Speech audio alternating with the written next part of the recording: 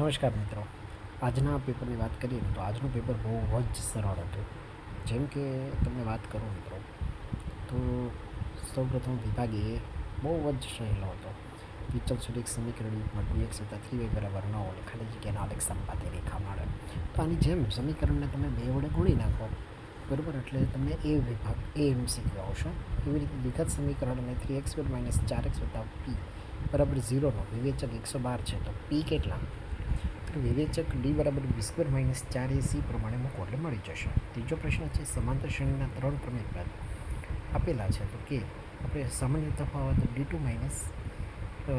d2 કરો, a2 - a1 = a3 - a2 પ્રમાણે.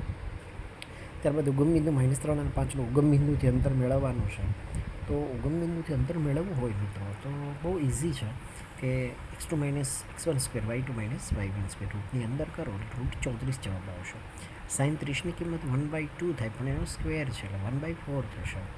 એવી રીતે m - x2 m + x bar = 12 આપેલા છે. તો બંને લૂપની રીતે m કટ કરો, x કટ કરશો એટલે 2m = 14 આવશે. એટલે એ રીતે તમે મેળવી શકો છો. એમ મળી ગયા પછી એમાં કિંમત મૂકો એટલે x બાર મળશે અને z = 3m - 2x બાર પ્રમાણે. રૂટ 7 આપણે જાણીએ છીએ, અસમય છે. 8મો પ્રશ્ન છે, શૂન્યનો ગુણાકાર c/a 6/1 એટલે 6 થશે.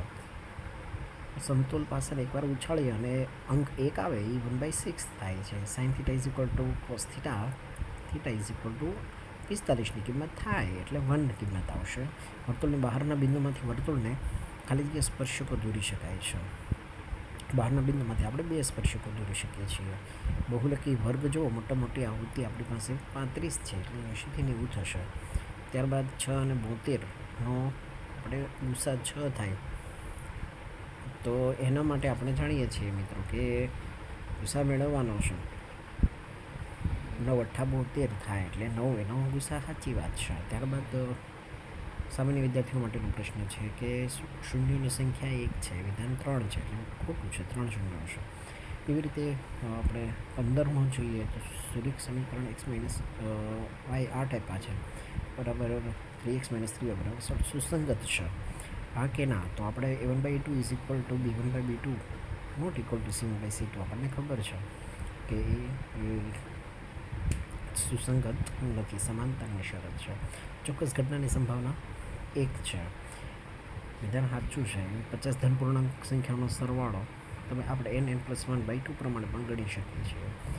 ચક્રીય ચતુષ્કોણ સામસામે ખૂણાનો સરવાળો 180 પ્રમાણે ગણી શકીએ. 25 ગુણને એકમ કસોટીમાંથી 20 ગુણ આવી શકે. 1/, કુલ પરિણામ 24 થશે. 1/26. માહિતીનું મધ્યસ્થ m = n+1/2 પ્રમાણે ગણીએ તો 5 + 1 6 અવલોકન ભાગ્યા 2 કરીએ એટલે 3 નંબરનું અવલોકન છે એ આપણી પાસે 4 છે એટલે જવાબ 4 આવશે. શંકુની વક્ર સપાટીનું ક્ષેત્રફળ πr/l છે. નળાકારનું ઘનફળ એટલે πr² જ થાય. વર્તુળનો પરિઘ આપણે πd અને વર્તુળનો વ્યાસ ખાલી d કેન્સલ કરો, ઉપર નીચે એટલે π વધે.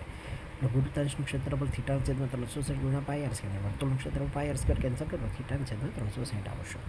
ત્યારબાદ વિભાગ બી તમે જુઓ ને મિત્રો તો એ પણ ખૂબ જ સહેલો છે. દ્વિઘાત બહુપદી 4x² - 4x + 1 2.2ના પ્રથમ જે દાખલા છે એમાંથી એક દાખલો.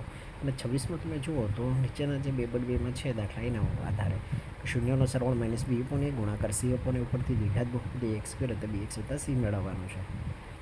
ત્યારબાદ અવયવની રીતનો ઉપયોગ કરી અને ઉકેલ મેળવવાનો છે. 80નો ગુણાકાર આપણે જોઈએ તો 100 થાય અને સરવાળો છે -20 થવો જોઈએ. -10 - 10x ભાગલા પાડીએ. 34મું પદ એટલે an = a + n - 1 × d પ્રમાણે a + 33d કરીએ. 22 પદોનો સરવાળો મેળવવાનો છે. વિભાજન અંતર સૂત્ર 30માં x2 - x1² y2 - y1² મુજબ. 31મા દાખલામાં 2 વચ્ચે મધ્યબિંદુના m x1 + x2/2 y1 + y2/2. sin એ આપી 3/4 આપેલો છે તો સાબાના છેદમાં કર્ણ પાબા ગોતી અને આપણે cos θ અને tan θ ગોતી શકીએ. ત્યારબાદ 33માં tan a + b = √3 છે અને tan a - b = 1/√3 છે. તો a + bની કિંમત 60 થાય અને a - bની આપણને કિંમત જુઓ તો 30 થાય. બંને લોકરી રીતે ઉકેલી શકીએ. ત્યારબાદ આપણને આકૃતિ તૈયાર આપી દીધેલી છે અને આપણે એમાં મેળવવાનું છે થાંભલાની ઊંચાઈ. તો આપણે આસાનીથી મળી સાબાના છેદમાં કર્ણ પરથી. ત્યારબાદ 14 સેમી વ્યાસ અને 8 સેમી લંબાઈવાળા તાંબાના સળિયાનું ઘનફળ મેળવવાનું છે. શંકુની ત્રિજ્યા અને ઊંચાઈ એટલે ઓપ્શનમાં કાઢી શકો ને તો પણ ચાલે મિત્રો. બાકી કોઈ પણ અવધિ વિતરણ માટે બહુલક શોધવાનો છે. આસાનીથી તમે પ્રશ્ન જવાબ માગે એ પ્રમાણે આપી શકો છો. 38માં તમે લોક અથવા આદેશની રીત કરી શકો છો. ત્યારબાદ 39માં પણ તમે જુઓ તો બંનેનો ગુણાકાર આપેલો છે. આવકનો ગુણોત્તર 9:7 છે અને પાસે ખર્ચનો ગુણોત્તર 9:3 છે. તો આવકમાંથી આપણે ખર્ચ બાદ કરવાની, બચત 200, એક સમીકરણ 9x - 4y બરાબર 2000 ને 7x - 3y બરાબર 2000 કરીને સમીકરણનો ઉકેલ લોપની રીતે કરી શકો છો. 10 અને 250 વચ્ચે 4ના કેટલા ગુણિત હશે? તો 10 અને 250 વચ્ચે 4ના આપણે ગુણિત જોઈએ તો 12થી શ્રેણી બનાવો, 12, 16 એવી રીતે છેલ્લું પદ. એવી રીતે બિંદુ 1, 5, 2, 3 અને -11 સમરેખ છે કે કેમ? તો એબીસી ત્રણેયનું નામ આપી એબીનો વર્ગ એબી ગોતી લઈએ, બીસી અંતર સૂત્ર પરથી એસી ગોતી અને સમરેખ છે કે નહીં કોઈ પણ બેનો સરવાળો જો ત્રીજો થાય તો એને આપણે સમરેખ કહીએ છીએ. ત્યારબાદ 42મો છે કે એ -4, 6 એ બિંદુ એ -6, 10 અને બી 3, -8 ચોથા રેખાખંડનું ક્યાં ગુણોત્તરમાં વિભાજન કરે? તો એમ જેમ ગુણોત્તરમાં વિભાજન કરતા બિંદુને અહીંયા mx2 + mx1 upon n + n y2 + ny1 + m પ્રમાણે ગણી શકીએ છીએ. સાબિત કર્યું કે વર્તુળના બહારના બિંદુમાંથી વર્તુળના કેટલા સ્પર્શકોની લંબાઈ સમાન હોય છે. કોઈ બેઠો પ્રમેય છે આપણે 10 પોઈન્ટ લંબાઈ સમાન હોય છે 10.2 નંબરનો. ત્યારબાદ 2 સમકેન્દ્રી વર્તુળ 40 સેમી અને 41 સેમી છે. મોટા વર્તુળ જેવા નાના સ્પર્શે છે તો એકની ત્રિજ્યા 40 ને એકની 41 લઈએ અને આપણે આરામથી આ દાખલો ગણી શકીએ છીએ. પાયથાગોરસના પ્રમેય મુજબ. એવી રીતે 45માં બહુલક મેળવવાનો છે. z = f1 - f0 છે 2f1 - f0 - f2 પ્રમાણે. સરખી રીતે પેલા 52 પત્તાની થોકડીમાંથી એક પત્તું કાઢવામાં આવે છે અને કાળા રંગની રાણી હોય તો આપણે ખબર છે કાળા રંગની રાણી 2 હોય, 2/12. મુખ મુદ્રાવાળા પત્તું નહીં લેવાના, 12 હોય એ નહીં લેવાના. તો બાકીના 40/52. ચોકોટનું પત્તું મળવાની સંભાળ. ચોકોટનું પત્તું આપણને ખબર છે કે 13 છે, 13/52. એવી રીતે વિભાગ ડીની વાત કરો તો સમપ્રમાણતાનું મૂળભૂત પ્રમેય ખૂબ જ આપણે આઈએમપી હતું. ત્યારબાદમાં આપણે જોઈએ કે ટ્રેન 480 કિમીનું અંતર, કદાચ એ તમને અઘરો લાગતો હોય તો બાકીના ઓપ્શનમાંથી સહેલા દાખલા આપણે 51 જુઓ તો મધ્યક મેળવવાનો છે. ત્યારબાદ મધ્યસ્થ એમ મેળવવાનો છે. ભૂરો રાખોડી એમ 2 પાસા છે. ટોટલ 36 પરિણામ લખી સરવાળો 10 થાય, 12 થાય, 12 કે તેનાથી નાનો થાય, બંને પાછા પર સમાન અંક મળે ગોતી શકીએ. ત્યારબાદ 54નો સૌથી છેલ્લો દાખલો કે એક ડબ્બામાં 3 ભૂરી, 2 સફેદ ને 4 લાલ લખોટી છે. ડબ્બામાંથી એક યાદચ્છિક લખોટી પસંદ કરવામાં આવે અને તે સફેદ હોય તો આપણને ખબર છે 2 સફેદ છે. કુલ કેટલી છે?